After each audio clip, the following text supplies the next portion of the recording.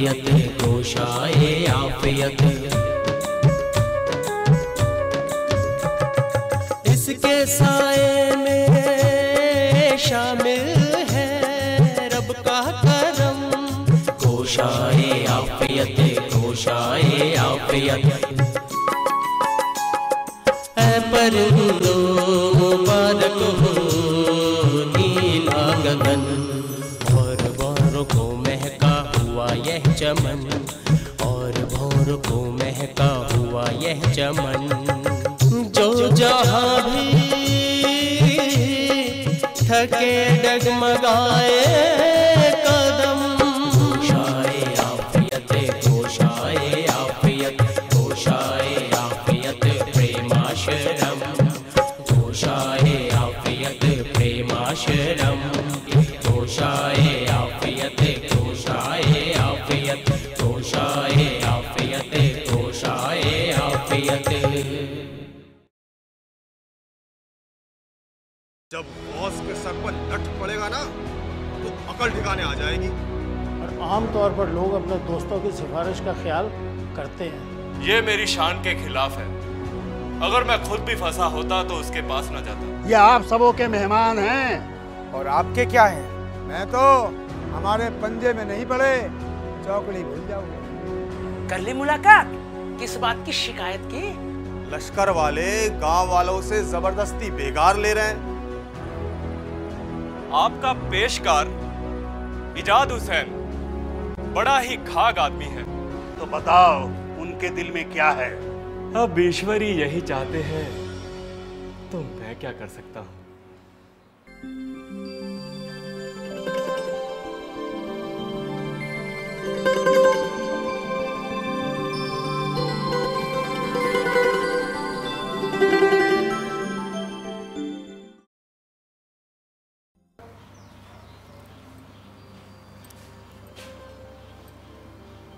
भाभी,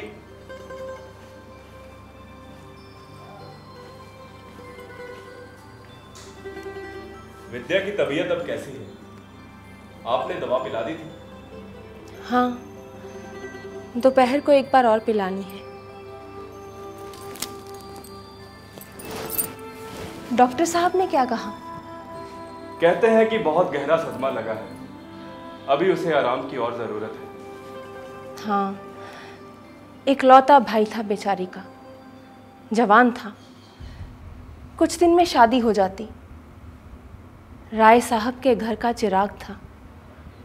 राय साहब बूढ़े हो चुके हैं, उनकी जायदाद का सारा काम रामानंद को ही संभालना था।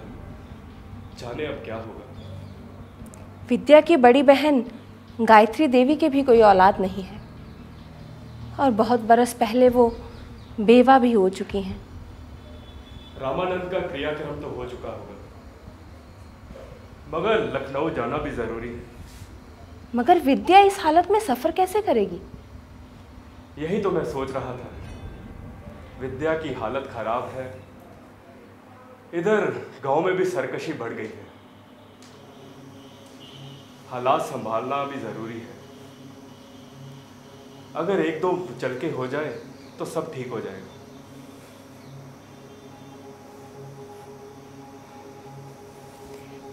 माया शंकर मेरे कमरे में सो रहा है, मैं जरा उसको देख कर आती हूँ।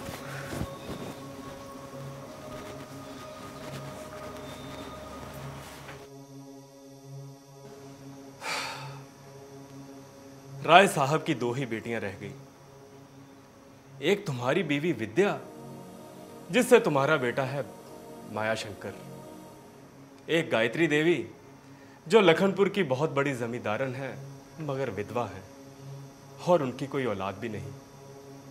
तो गायत्री देवी विधवा और लावलद है, तो विद्या का इकलौता बेटा माया शंकर जो राय साहब का नवासा है, उनकी जायदाद का इकलौता वारिस। माया अभी छोटा है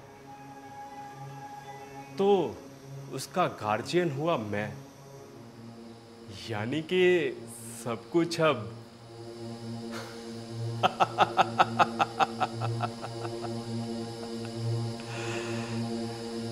अब ईश्वर ही यही चाहते हैं तो मैं क्या कर सकता हूं।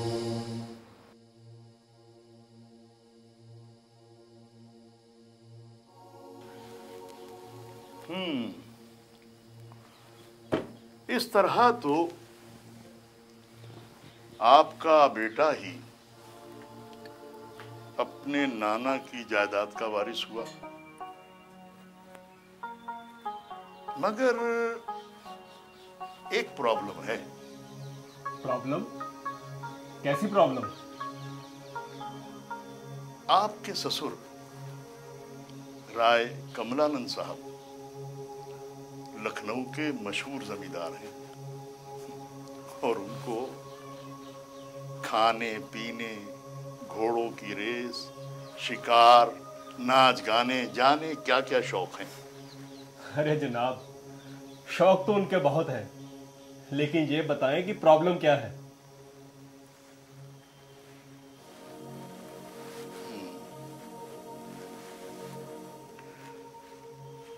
अगर उन्होंने दूसरी शादी कर ली और उससे लड़का पैदा हो गया तो फिर वही वारिस होगा। इस उम्र में शादी? अरे जनाब, उनकी तो उम्र ही 60 से ऊपर है। अरे साठे पाठे हैं, साठे पाठे, जाने कौन कौन सी तो माजूने खाते हैं। बहरहाल मेरी राय यह है कि आप फौरी लखनऊ जाइए और वहां हालात देखिए। मगर क्या करूं बैरिस्टर साहब, विद्या की तबीयत ठीक नहीं रहती। डॉक्टर ने उसे सफर करने से मना किया है और मुझे भी तो गांव वालों के मुचलके करवाने हैं ताकि मेरे पीछे वो सर ना उठा सके। अरे तो इलाके के दरोगा को कुछ दे दिला के उन गांव वालों के खिलाफ रिपोर्ट लिखवा दीजिए।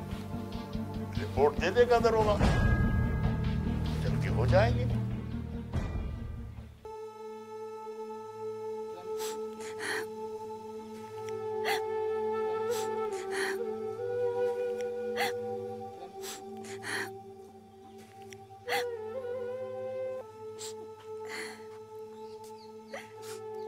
है बल्लू की माँ, ले मैं शहर से सामान लेकर आ गया।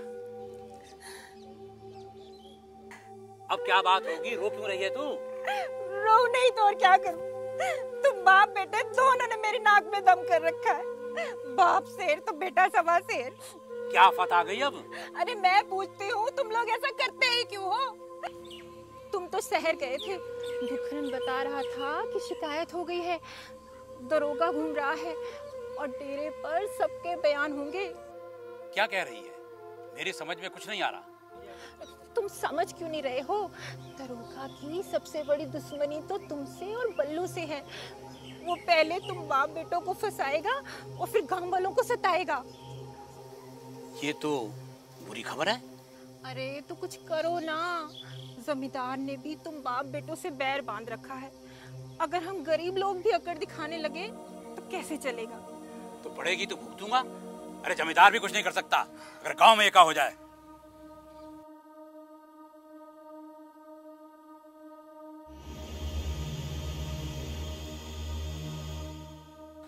छोड़ो मुझे, छोड़ो, छोड़ो मुझे। अरे अरे मनोहर रुको, मैं बात करता हूँ। दरोगा जी, छोड़ दीजिए बलराज को। यही दोनों बाप बेटे तो सारे फसाद की जड़ हैं। सोच लीजिए दरोगा जी, बहुत खून खराबा हो सकता है। छोड़ दीजिए इसे।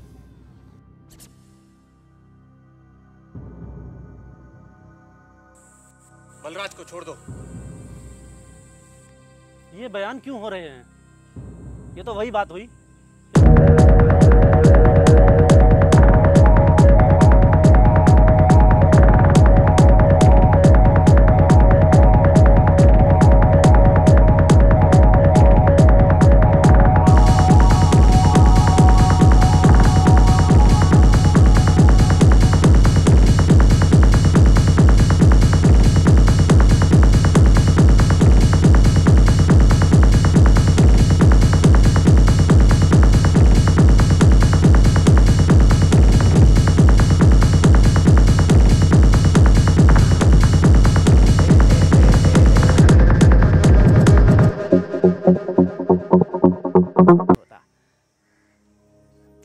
उसका बेटा?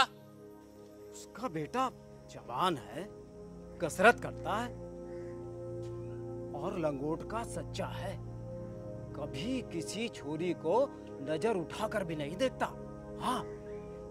क्यों कादिर मियां? सरकार, बाप पे पूत, पिता पे घोड़ा, बहुत नहीं तो थोड़ा थोड़ा। अरे बाप भला तो बेटा भी भला, बस हिम्मत वाला है, गलत बात बर्दाश्त नहीं करता। क्यों सुक्खू, दपट, दुकरन, तुम लोगों का क्या कहना है? अरे वो कोई झूठ थोड़ी कहेगा साहब। नहीं नहीं, कोई शिकायत नहीं है सरकार। सगरे गांव से पूछ ले सरकार, सब यही कहेंगे। ठीक है, इस कागज पे अपने अपने दस्तखत या अंगूठा लगा दो।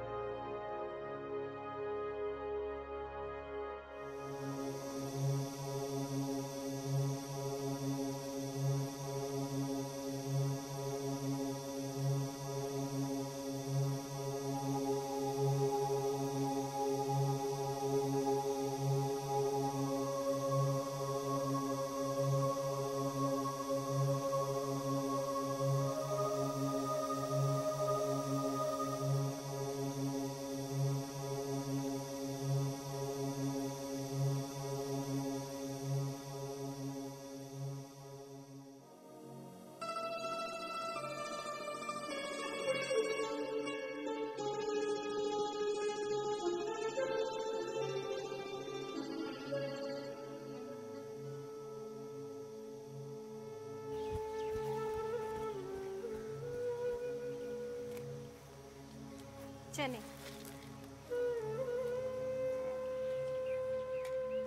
अरे क्या करता है? अरे बेटा छोड़ छोड़ तो, क्या करता है? तेरे साथ खेल रहा हूँ। आज मेरा दिल बहुत खुश है, दिल करता है नाचूं गाऊं। बेटा तेरी खेलने कूदने की ही तो उम्र है, मैं तुझे खेलने कूदने से, नाचने गाने से मना तो नहीं करती ना। आज मैं भी तो खुश हूँ, तू खुश रहे, तेरा बापू खुश रहे, भला मुझे और क्या चाहिए। बस तू घबराया मत कर, खुश रहा कर। अरे कैसे ना घबराऊं, कितना दिल डर रहा था मेरा। दरोगा आएगा, सबके बयान लेगा, तेरा क्या होगा, तेरे बापू का क्या होगा। अरे अब तो सब कुछ ठीक हो गया, अब काहे को रो रही है? हाँ हाँ, आगे भी सब ठीक रहेगा। ठीक तो तब होगा ना जब तुम दोनों बाप बेटा लड़ाई झगड़ा बंद कर दोगे। अरे मैं झगड़ा नहीं करता। बापू ठीक ही तो कह रहे हैं, हम लोग झगड़ा थोड़ी करते हैं, वो तो वही लोग गुस्सा दिला देते हैं। देख बेटा, गुस्सा पी जाया कर, खुश रह, ज्यादा बाहर भी मत निकला कर। और देख, ये ना तू अखाड़े वखाड़े जाना बंद कर दे, नजर लगती है। अखाड़े ना जाऊं, कसरत ना करूं तो बदन में जान कैसे आएगी? ज्यादा बातें मत बना, तेरी माँ ठीक कहती है, घर में कसरत कर ले, दूध पी, घी खा, बदन में जान आ जाएगी। बेटे को तो समझा रहे हो, पर खुद को तो देखो, बात बात पे गुस्सा करते हो। मनोहर। कौन है भैया? निंदा महाराज, क्या है? यूं तो हम जमींदार के नौकर हैं, मगर गांव का नाता तो तुमसे भी है। हमारा नाम ना आए तो बताऊं, गौस को पता चलेगा तो नौकरी से निकाल देगा। नहीं नहीं, तुम्हारा नाम नहीं आएगा। बताओ क्या बात है? ज्ञान शंकर खुश नहीं है, गौस खां को डांटा है, कहता है मुचलके कराओ। कारिंदा साहब और दरोगा जी सबसे बयान बदलवा रहे हैं ताकि तुम्हें फांस लें। कुछ करो, मैं चलता हूं, किसी ने देख लिया तो बड़ी मुसीबत हो जाएगी।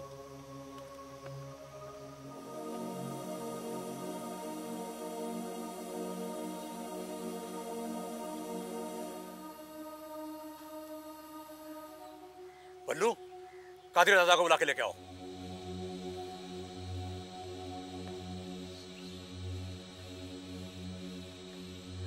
हाय भगवान, अब क्या होगा? लगता है सब हमारे दुश्मन हो गए। जाने भगवान क्या चाहता है।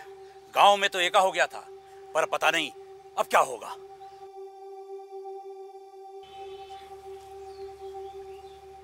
मनोहर, बलराज ने मुझे सब कुछ बता दिया है। आखिर ये हो क्या रहा है? घड़ी में तोला, घड़ी में माचा। जरा सा सुकून मिला था, फिर नई बातें शुरू हो गई हैं। दादा, अगर बयान बदल दिए तो बड़ी मुसीबत हो जाएगी। देखता हूँ वो कैसे बयान बदलेंगे। आओ चलकर बात करते हैं। मुझे मालूम है वो सब लोग इस वक्त कहाँ मिलेंगे। कोई जरूरत नहीं है बात करने की। जेल जाना है, मैं चला जाऊंगा। अरे गरम खून, तू जेल वेल मत जा, घर में बैठ, अपनी माँ को संभाल। बेटा, इसीलिए तो तुझे समझाते हैं। अरे जब तेरे बड़े मौजूद हैं तो तू अपना खून क्यों खौलाता है? देख, तेरा बाप अपने लिए नहीं डरता और ना ही मैं अपने लिए डरता हूँ। लेकिन जब औलाद जवान हो जाती है ना, तो औलाद के लिए डर लगता है कि पता नहीं क्या ऊंच नीच हो जाए। तो दादा, सबको कैसे रोकोगे कि बयान न बदलें? बेटे, अभी तू बच्चा है। 5 जमात जरूर पढ़ गया है, लेकिन कानून नहीं जानता। पुलिस के पास सबके बयान लिखे रखे हैं और पुलिस वालों पर भरोसा नहीं किया जा सकता। अगर हमारे लोगों ने बयान बदल दिए और पुलिस ने पहले के बयानों को झूठा मानकर मुकदमा कर दिया तो 7 साल की सजा हो सकती है। 7 साल की सजा? हाँ, समझाऊंगा उन्हें कि मुचलके भले या 7 साल की सजा, फिर देखना।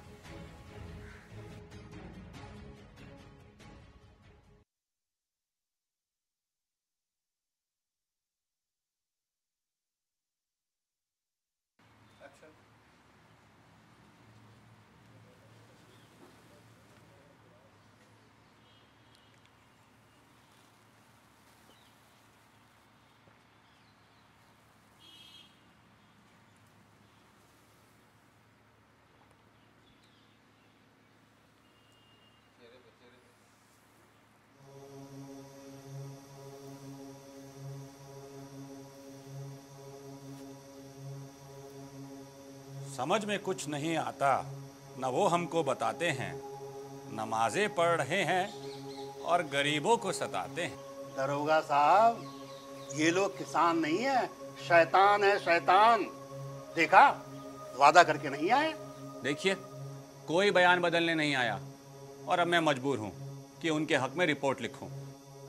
आपका कलम तो बहुत कुछ कर सकता है। सारा दारो मदार आपकी रिपोर्ट पे है। बस दरोगा साहब, जरा चला दीजिए कलम। मगर ये भी मुफ्त कहाँ चलता है। मच्छर तो हूं नहीं कि बेवजह डंक मारूं, गुनाह, और वो भी बेलज्जत।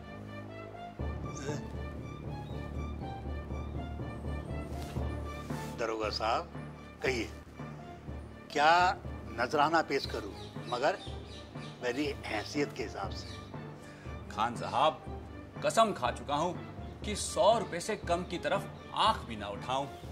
वैसे तो 100 रुपए भी ज्यादा नहीं है, लेकिन आपकी हालत को देखकर बोल रहा हूं। 100 रुपए?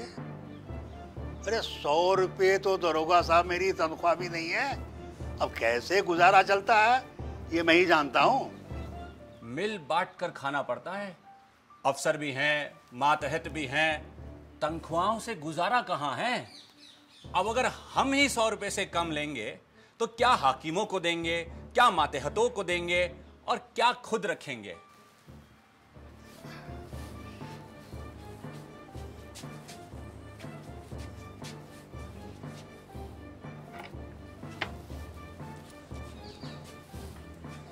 ये लीजिए दरोगा साहब, गिन लीजिए। क्यों, ये रुपये क्या जमीन में दफन कर रखे थे? अरे नहीं, मेरी मेहनत की कमाई है, पसीने की दाग है, देख लीजिए। लगता है किसी खास काम के लिए जमा किए थे। हाँ हाँ हाँ हाँ, सोचा था मस्जिद बनवाऊंगा। इरादा तो बड़ा नेक था खान साहब, लेकिन इस बात को कहने में इतना सोच क्यों रहे थे। चलिए कोई नहीं, आप सोचते रहिए, मैं रिपोर्ट बना देता हूँ। जी। पेशकार साहब,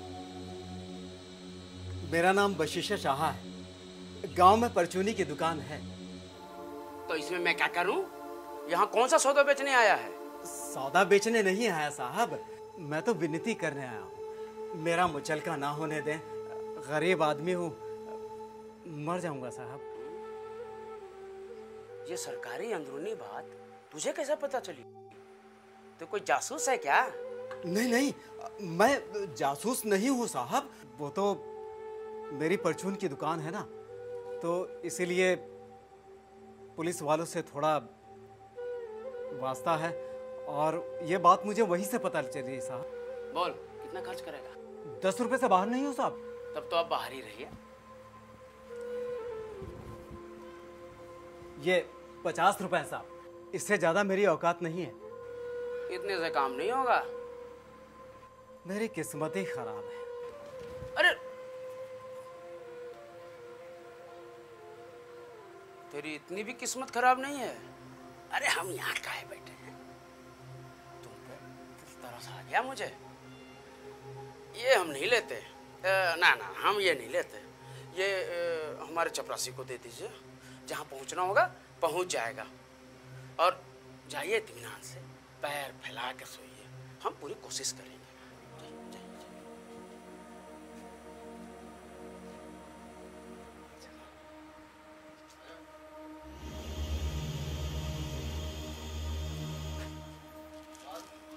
क्या पेशकार साहब, इसका मुचलका नहीं होगा?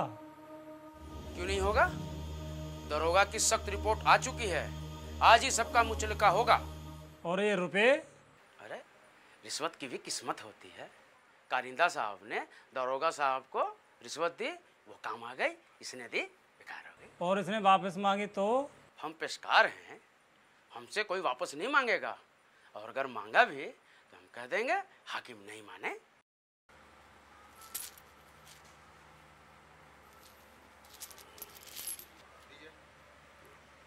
ये तो सही है। अरे लालचंद, अब तो मैं हिंदुओं के पुनर्जन्म को भी मानने लग गया हूँ। ये आदमी पिछले जन्म में मुझसे कोई कर्जा लिया होगा जो इस जन्म में चुका दिया। छोटे सरकार बहुत खुश होंगे। ये ज्ञान शंकर जी का ही तो किया हुआ है। अब आराम से वो लखनऊ जाके सोए। तू जा पानी लेके आ, जा जा, जा।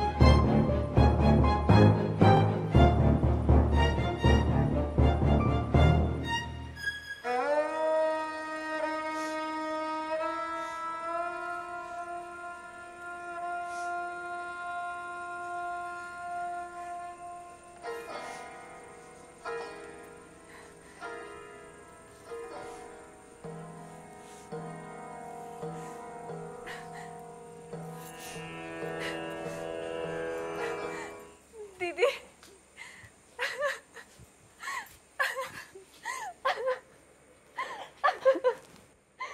दीदी,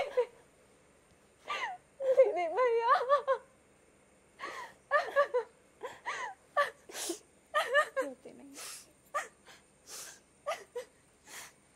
विद्या तो तार सुनते ही बेहोश हो गई थी। डॉक्टर ने इसे सफर करने से मना किया था। दीदी, अचानक ऐसा क्या हो गया? ऐसी कौन सी चोट लगी भैया को जिसने उनकी जान ही ले ली?